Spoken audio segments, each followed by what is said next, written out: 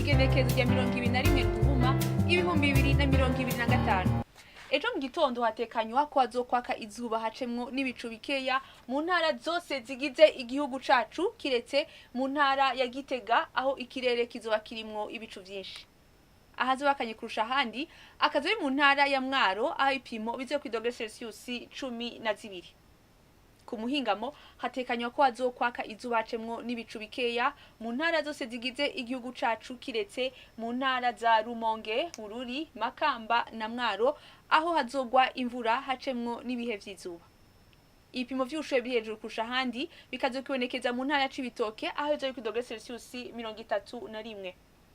Ejo mu gitondo hatekanywa ko izuba rizoseruka saa 12 zirenga iminota 10 rirenge saa 12 zirenga iminota 21 zo kumugoroba. Akaba ari ngagarukiye amakuru atekanya ikirere yo kuri wa gatanu mwategurira n'ikigo kijejwe ibirere ca Ijebu yari Fiona Ategekanya bashikirije naho